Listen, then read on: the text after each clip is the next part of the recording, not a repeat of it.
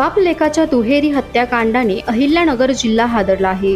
शिर्डी विमानतळाजवळ दिघे वस्तीवर राहत असलेल्या दोघांची निगृण हत्या करण्यात आल्याची घटना शनिवारी 5 एप्रिल रोजी सकाळी उघडकीस आली आहे। या घटनेत घरातील एक महिला गंभीर जखमी झाली असून तिच्यावर उपचार सुरू आहेत। या घटनेने संपूर्ण परिसरात खळबळ उडाली असून दहशतीचे वातावरण आहे। दरोड्याच्या उद्देशाने आलेल्या हल्लेखोरांनी ही हत्या केली असावी असा प्राथमिक अंदाज वर्तवण्यात येत आहे। मात्र पोलिसांनी या घटनेचा तपास सुरू केलाय। याबाबत अधिक माहिती अशी की शिर्डी विमानतळाजवळील दिघे वस्ती येथे भोसले कुटुंब शुक्रवारी रात्री जेवण करून झोपले। रात्रीच्या सुमारास काही अज्ञात हल्लेखोर त्यांच्या घराजवळ आले आणि घराबाहेर झोपलेला तरुण कृष्णा भोसले यांच्यावर हल्ला केला। त्यानंतर हल्लेखोरांनी घरात प्रवेश करून साहेबराव भोसले व त्यांच्या पत्नीवर हल्ला केला।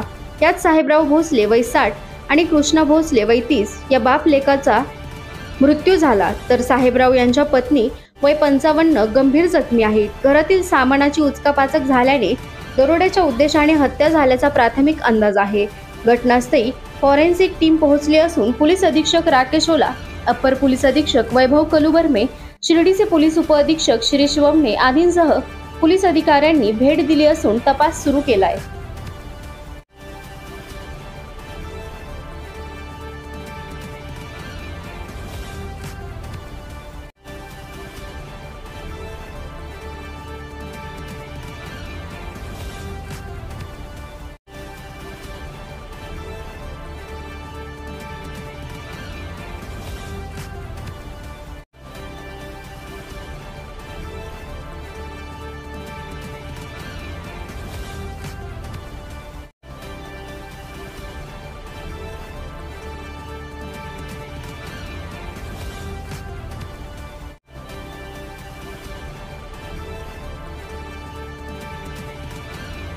घटना घडली आहे, काय नेमकी घटना आहे आणि कसा पोलीस तपास आता यामध्ये सुरू आहे? राहता पोलीस स्टेशनच्या हद्दीत कोपरगाव तालुक्यामध्ये शिर्डी जे आंतरराष्ट्रीय विमानतळ आहे याच्या शेजारीच दिघे वस्ती आहे।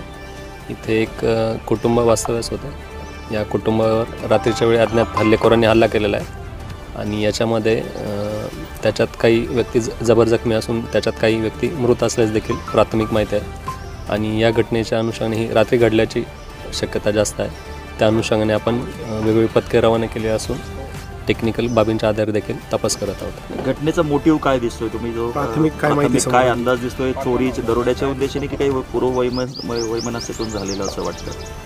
प्राथमिक आता माहिती जी आहे त्याच्यानुसार दरोड्याचा उद्देश असा प्राथमिक तरी दिसतोय, पण तरी देखील आपण आणखी याच्याबाबत चौकशी करत आहोत आणि इतर व्यक्तींकडून देखील गोपनीयरित्या माहिती मिळवण्याचा प्रयत्न करत आहोत। ओके, त्यांची काय पार्श्वभूमी होती? काय हे जे कुटुंब आहे हे शेतकरी पार्श्वभूमीचे आहे आणि तसेच त्यांचे दुधाचा देखील व्यवसाय होता आणि प्रामुख्याने शेती आणि पशुपालन। कशी ही घटना उघडकीस आली? काय काय माहिती मिळाली त्याबद्दल? सकाळी जेव्हा त्यांचे जे नातेवाईक आहेत शेजारी राहणारे ते सकाळी इथे आले असता त्यांना असा प्रकार घडल्याचे निदर्शनास आले आणि त्यांनी तात्काळ पोलिसांना कळवले आणि पोलिसांनी तात्काळ घटनास्थळी धाव घेतली।